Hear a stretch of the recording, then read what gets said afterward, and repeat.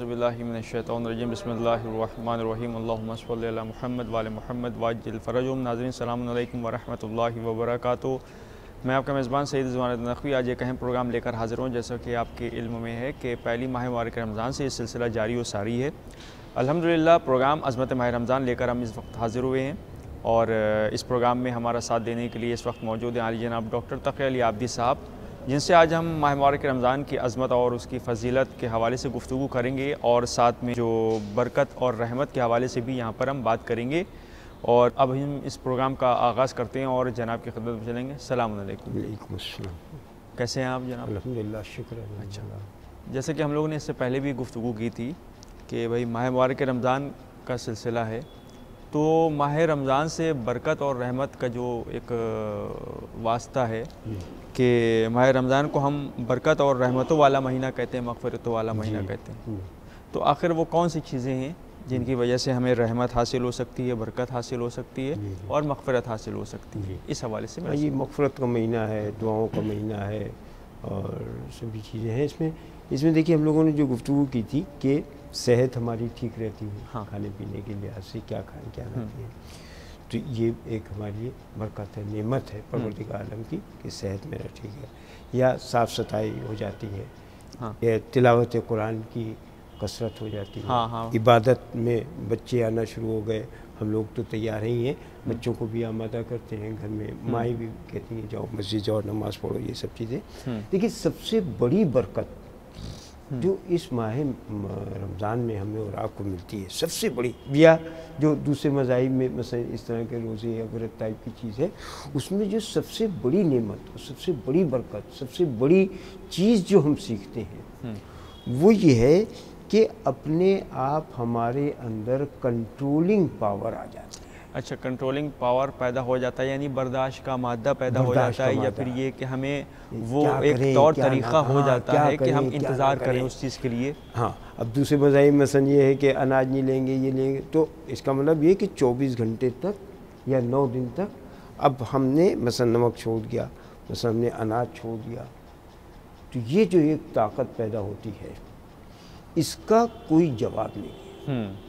क्योंकि जब ये इंसान के अंदर पैदा हो गया कि हम क्या करें क्या ना करें, हाँ, तो समझिए बहुत बड़ी ताकत उसके अंदर, बहुत बड़ी ताकत आ गई। और फिर ये कि टाइम की पाबंदी भी हो जाती है। हाँ, टाइम की पाबंदी सबसे इम्पोर्टेंट बात ये कि इतने बजे सहरी का वक्त ख़त्म होगा, तो हम चाह रहे हैं कि उससे पहले ही अपनी सहरी वरी हाँ कर लें। इसी तरह नमाज के लिए भी कि पहले से मैं जाके पहुँच गया, टाइम इधर हुआ मैं पहुँचा हुआ, तैयार हो गए। और इफ्तार में कि भाई इतने बजे होगा, तो अब ये है कि अच्छा औरतों को ले लिए या बच्चों को ले लिए, सब उन्होंने मेहनत की है, सजाया है, सब रखा हुआ है। हाँ, लेकिन जब तक कि जैसे आजकल है 6 बज के कुछ मिनट पे 40-42 पे मसलन 44 तक जो है हमारा इफ्तार का टाइम आ रहा है, तो अब चाहे वही छोटा बच्चा है प्लेटों में इफ्तारी लगा रहा है, हाँ, रोज़े रखा हुआ है, रोज़ा रखा हुआ है, हाँ, लेकिन अब वो ये नहीं कर सकता कि हम तो रोज़े से हैं नहीं, या रोज़े से हैं, अगर रोज़े से हैं तब भी कंट्रोल है, और नहीं भी है, हाँ, अगर नहीं भी है तो भी ये कि ये एहतराम है कि भाई टाइम होगा, अज़ान होगी, उसके बाद नमाज के बाद ही ये सब खाया जाएगा। देखिए उसको भी पता है, उसको बता दिया गया है, तो वो भी अमल कर रहा है कि भाई अभी रोज़ा खुला नहीं है, जब रोज़ा खुल जाएगा तब खाना है इसको, तब शुरुआत करना है इसकी। जैसे हम लोग कभी कभी बच्चों से, हर घर में होता है, किसी भी घर में आप देख लीजिए जाके, हर घर में ये बात होती है कि बड़े जो है बच्चों से सवाल करते हैं, आज तुम रोज़ा रखे हो? हाँ हाँ, मालूम है कि नहीं रखे, हाँ हाँ हाँ, लेकिन फिर भी सवाल करने रोज़ा रखो। अच्छा कहाँ रखे हो? कहा बकस में, अलमारी में, कमरे में, फलां में। लेकिन अगर उसी बच्चे की तरबियत के लिए घर के बुज़ुर्गों ने ये कहा कि तुम्हें आधे दिन का रोज़ा रखना है, या आधे दिन का रोज़ा क्या होता है? हाँ, आधे दिन का रोज़ा नहीं होता है, या एक दाढ़ का रोज़ा भी, हाँ, एक दाढ़ का रोज़ा, उधर से खाना, इधर से ना खाना। अब ये बच्चे को बता दिया गया कि आधे दिन का तुम्हारा रोज़ा है, 10 बजे तक का रोज़ा है, एक दाढ़, जैसे आपने बताया एक दाढ़ का रोज़ा है, बेचारा परेशान है कि इधर से खाएं, इधर से नहीं, इसलिए कि इधर वाला रोज़ा है। तो फ़ायदा क्या है? फ़ायदा ये है कि उसके जहन में ये आ गया कि हमने अल्लाह के लिए वालिदैन के कहने पे, बुजुर्गों के कहने पे रोज़ा रखा है, तो अब 12 बजे तक मुझे पूरा कंट्रोल रखना है। कंट्रोल रखना, कुछ खाना पीना नहीं है। हाँ, अब क्योंकि प्यास मेरा लग रही है। आधे दिन का रोज़ा है मेरा। हाँ, आधे दिन का बच्चा कह रहा है, लेकिन उसने कहा मैं रखूंगा आधे दिन। रखूंगा आधे दिन। हाँ, एक अब डाल उसको कर रख अब लूंगा। सब इंतजाम घर में किए जा रहे हैं कि भाई सब कुछ हैं, कह रहे मेरा बच्चा रोज़ा रखे, मेरा बच्चा रोज़ा और रखे। वो तो रोज़ा कुशाई के मौके के ऊपर हो गया, वो तो रोज़ा कुशाई के मौके पूरे तमाम हो रहे हैं। लेकिन ये जो आधे दिन का रोज़ा है, एक डाल कर 10 बजे तक का रोज़ा है, अब वो कमरा खाली है और उसकी मनपसंद खाने की चीज़ें भी रख दी जाए। हाँ, सब रख दिया जाए। अब सब्जी रखी हुई है, लेकिन बच्चे का हाथ उस तरफ नहीं बढ़ रहा। हाँ, नहीं बढ़ेगा बेशक। बुनियादी चीज़ क्या है? बुनियादी चीज़ इसमें जहाँ तक जो है, अगर नफ्सियात के हिसाब से देखेंगे, साइकोलॉजी वगैरह के हिसाब से देखेंगे, या बात के असर के लिहाज से देखेंगे, क्योंकि कह दिया गया है कि तुम रोज़े से हो। हाँ। अब ये रोज़ा उसने रखा किसके लिए है? जी, अल्लाह के लिए। बेशक अल्लाह के लिए। वो आधे दिन का है, एक डाल का है, कैसा भी है। हाँ। उसके दिमाग में ये है कि हम ये अल्लाह के लिए काम कर रहे हैं। तो जब अल्लाह के लिए काम कर रहे हैं तो कुदरत उसे इतनी कुव्वत दे देती है, वाह, कि वो कंट्रोलिंग पावर उसमें आ जाता है। हाँ, अपने आप पावर आ जाते हैं। तो इसलिए हम जिंदगी का कोई भी काम अगर कुर्बतन इल्लल्लाह कर रहे हैं, हाँ, अल्लाह के लिए कर रहे हैं, तो अपने आप। लोग अक्सर सवाल करते हैं, अरे मई जून के रोजे कैसे आप लोग दिन भर पानी नहीं? बेशक वो ये बात आपने जो मौलाना साहब अभी कही है कि भाई एक कुदरती तौर पर जो है उसके में कंट्रोलिंग पावर आ जाता है, तो वो ताकत जो है वो असल में वो खुदा की तरफ से आता होती है कि भाई हमने रखा है तो अब बर्दाश्त की क़ुव्वत वही दे सकता है। हाँ, नहीं दे भी सकता है, या दूसरे इसको नौजियत से आप देखिए, वो तो दे ही रहा है, वो तो हमारे साथ नेमतें और रहमतें कर ही रहा है, हमें तो हर चीज़ दे रहा है, बेमांगे दे रहा है। ठीक है। इसमें नफ्सियाती असर ये है कि हमने ये काम उसके लिए किया है। हाँ, उसके लिए किया है बेशक। चूंकि उसके लिए किया है, इसलिए अपने आप मेरे अंदर ताकत पैदा होगी कि इसको हमें पाए तकमील तक पहुंचाना है, पाए तकमील तक, और भी शाम तक मुझे इसी तरह रोजे में बरकरार रहना और इबादत करना है, सब करना, इबादत करना है। तो ये जो है एक बहुत बड़ी ताकत है कंट्रोलिंग। अच्छा, अब जब ये खाने पीने में हमारी कंट्रोलिंग हो गई, पानी पिएंगे नहीं, प्यास लग रही है और सेब लेके आए हैं, अंगूर लेके आए हैं, मेरी मनपसंद चीज़ भी है, लेकिन ले आए हैं, अब इस्तेमाल करेंगे 1 घंटे बाद जब रोज़े का टाइम होगा। हाँ, जब रोज़े का टाइम होगा तब करेंगे। एक तो ये बात होगी। दूसरी चीज़ आप देखें कि इस कंट्रोलिंग पावर जो खाने पीने में लागू हो रही है, वही दूसरी चीज़ों में लागू होगी जी, क्योंकि अब कह दिया गया कि रोज़े की हालत में आप शेर नहीं पढ़ सकते। कंट्रोल है। अब अदब के तालिब इल्म हैं, शायर हैं, सब कुछ है, मजहबी शायरी की बात अलग है, हाँ, वो तो आप कर सकते हैं, लेकिन अब दूसरे शेर हम नहीं सुना पाएंगे। क्यों? इसलिए कि मना किया गया है। हाँ।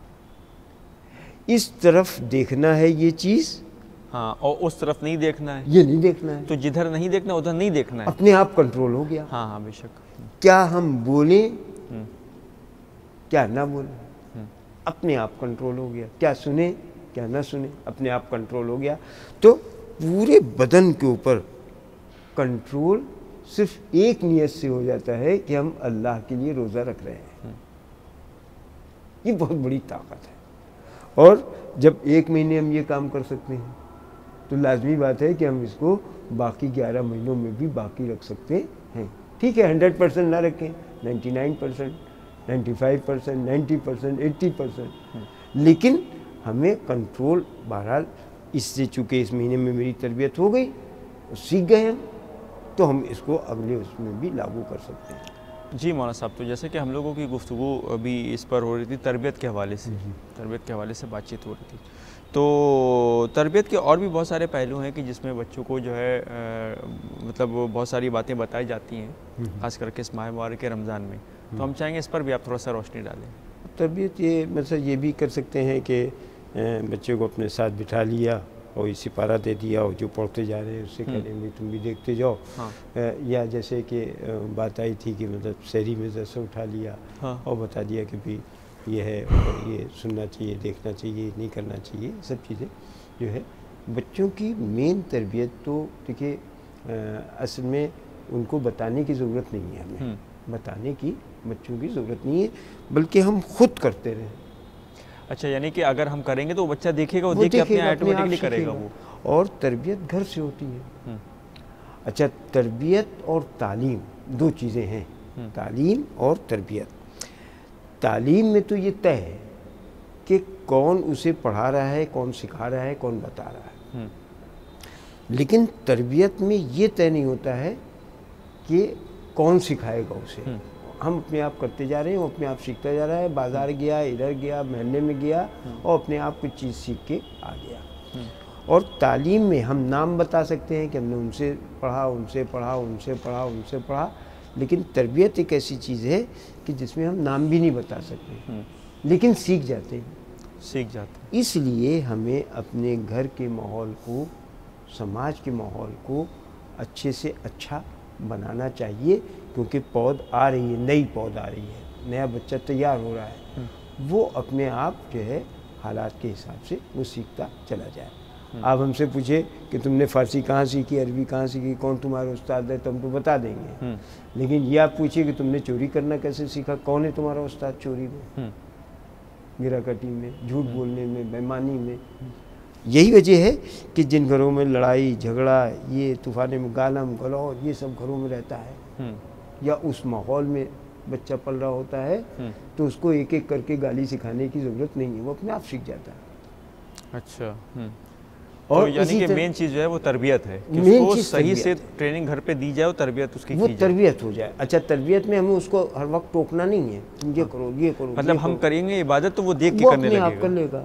जब हम, यही होता है, हम लोग घरों में देखते हैं, मुतालिया करते हैं जब, तो पता चलता है कि वो जो बच्चा अभी 1 ही साल का हुआ है, 1.25 साल, 1.5 साल का हुआ है, और माँ नमाज़ पढ़ रही है, या बाप नमाज, दादा नमाज, दादी ने कोई नमाज घर का बुजुर्ग पढ़ रहा है, तो वो बच्चा मुसल्ले तक आ जाएगा और अपने आप जो है वो कोशिश करेगा, वो देखा देखी वो कोशिश करेगा, अपने झुक गया, वो यूँ कर लिया, फिर खड़ा हो गया, फिर किस तरह से क्या कर लिया उसने। या जो माएँ मसलन माए मुहर्रम में, अज़ा में अपने बच्चों को गोदी में लेके जाती हैं, अब वो अपने आप सीने पे हाथ मारते हैं। इनको बताना नहीं पड़ा कि तुम ये करो, बल्कि उन्होंने देखा कि ये कर रहे हैं, ये कर रहे हैं, ये कर रहे हैं, तो हम भी कर लें। तो तरबियत सबसे इम्पॉर्टेंट होती है, तालीम इतनी इम्पॉर्टेंट नहीं है, तरबियत बहुत, अखलाकी तरबियत। अब वैसे लोग कहते हैं कि देखिए ये हैं बुज़ुर्ग हैं, चचा हैं, दादा हैं, इनको सलाम करो।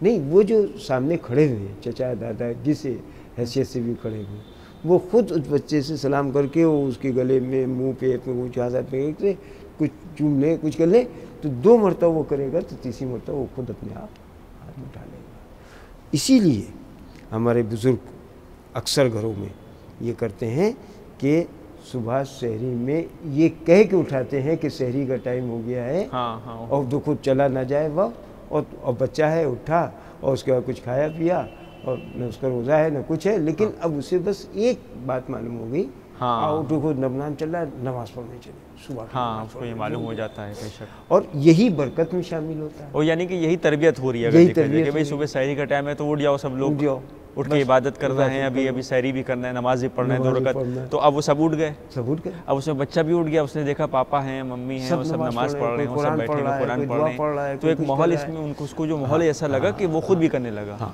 अब वो मतलब तरबियत हो रही है, हर घर में ये चीज़ दिख जाएगी कि वो मुसल्ले बैठी हुई माँ अपना कुछ दुआएं वाएं पढ़ रही है, और बाप कुछ पढ़ रहा है, या दादा दादी कुछ कर रहे हैं, तो बच्चे ने भी एक कोई किताब उठाई और अपना कुछ खोल खाल के अपना कुछ पन्ना पलटने लगा, या बुजुर्गों ने ही उनको एक छोटी सी कुछ दे दी, डायरी वायरी टाइप की, कहा लो तुम भी पढ़ो, और वो भी खोल के बैठ गए।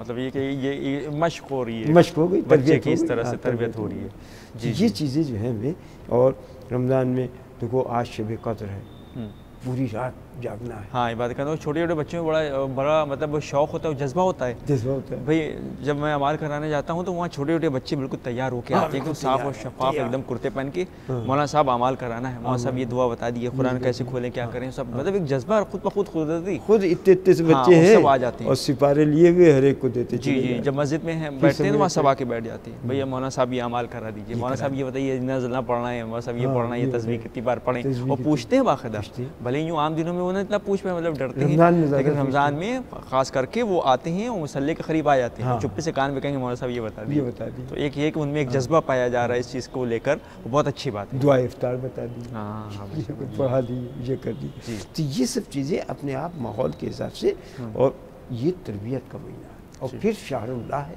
बेशक अल्लाह का महीना, और अल्लाह के करीब होने के लिए हम रोज़ा रख रहे हैं, अल्लाह के करीब होने के लिए हम इबादत कर रहे हैं, बच्चों को इबादत के लिए आमादा कर रहे हैं। तो शहरुल्लाह में यकीनी तौर पर हम लोग इसकी बरकतों से अल्लाह के करीब होंगे और अपने बुजुर्गों को याद रखेंगे तो और हाँ, एक चीज़ और, वो उस दिन जो गुफ्तगू आई थी बाद में मेरे जहन में आया, वो ये था कि भाई हम लोग तिलावत करके जो पढ़ रहे हैं उसको पढ़ते।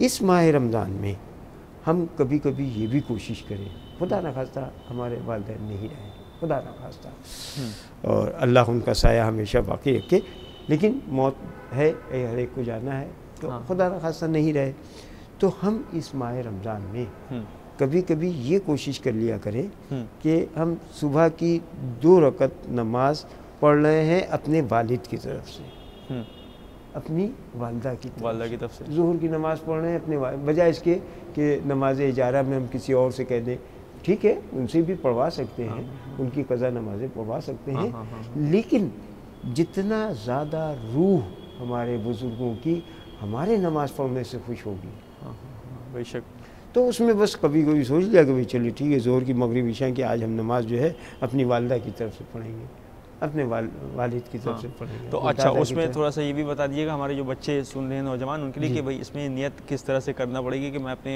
जो हमारी वालदा मरहूमा का इंतकाल हो गया, मेरी वालदा मरहूमा का इंतकाल हो गया, तो उनके इसाले सवाब के लिए मैं ये नमाज़ पढ़ रहा हूँ, एक तो ये है, और या और इसका कोई और तरीक़ा? हाँ, वो देखिए, वो जो मग़फ़िरत वालिदैन है या हदिया वालिदैन है, ये सब तो नमाज़ें हैं।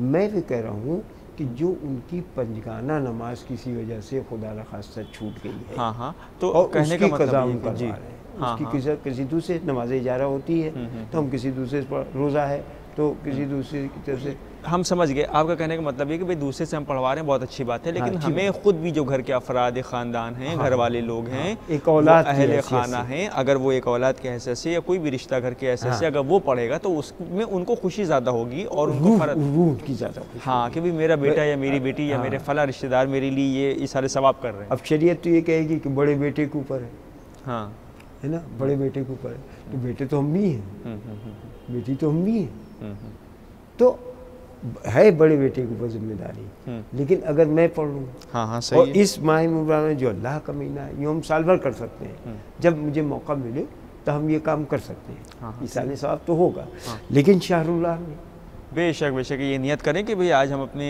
जो भी मरहूमीन हैं उनके लिए 2 रकत नमाज मैं वैसे मैंने कहा कि मैं अपनी वालिदे मरहूमा फुला बिनते फुला या वालिद मरहूम फुला इब्ने फुला की जानिब से नमाज ज़ुहर पढ़ता हूँ 4 रकत कज़ा अदा वाजिब कुर्बतन इल्लल्लाह, जी जी जी, या सुबह की, है ना, फजर की 2 रकत पढ़ता हूँ उनकी जानिब से कज़ा अदा वाजिब कुर्बतन, तो उनका वहाँ पे जो रिकॉर्ड बना हुआ था कि इतनी नमाजें खुदा न खास्ता कज़ा हुई हैं, तो उसमें ये सुबह की 2 रकत कैंसिल हो गई, कट गई, फिर ज़ोहर की कट गई, फिर मगरिब की कट गई, तो वहाँ पे थोड़ा सा खाता कम होता चला जाएगा और रूह उनकी ज़्यादा खुश होगी, और हमें फ़ायदा ये होगा कि हमने अपने मरहूमीन को याद किया। बहुत अच्छी बात है, बहुत अच्छी बात है। तो इस माह में हमें इस काम को ज़्यादा से ज़्यादा करना चाहिए, और ख़ास तौर से आजकल लॉकडाउन भी, कहीं जाना भी नहीं, आना भी नहीं है, तो और टाइम भी पास करना है, तो अगर हम तिलावत कुरान करके या इस तरह से नमाज पढ़ के, या अगर मौका मिल रहा है तो कज़ा रोज़े रख के हम अपने बुजुर्गों को इसाले सवाब कर सकते हैं, इसाले सवाब कर सकते हैं, उनको याद कर सकते हैं, हमारी इबादत में इजाफा भी होगा। जी जी, बहरहाल मौलाना साहब क्योंकि वक्त मेरे पास नहीं है, बहरहाल इंशाल्लाह एक दूसरे प्रोग्राम में आपसे मुलाकात होगी। बहुत बहुत शुक्रिया आपका, बहुत बहुत शुक्रिया। तो ये तो थे आली जनाब डॉक्टर तक़ी अली आबदी साहब, जो प्रोग्राम अज़मत माह रमज़ान के हवाले से यहाँ से गुफ्तगू फरमा रहे थे। अब अपने मेज़बान सैयद रिज़वानुद्दीन नक़वी और हमारे हुसैनी चैनल की पूरी टीम को दिए इजाज़त है, इस उम्मीद के साथ कि आपके सामने एक बार फिर मुलाकात होगी एक नए आलिम दीन के साथ। आप देखते रहिए हुसैनी चैनल। खुदा हाफ़िज़।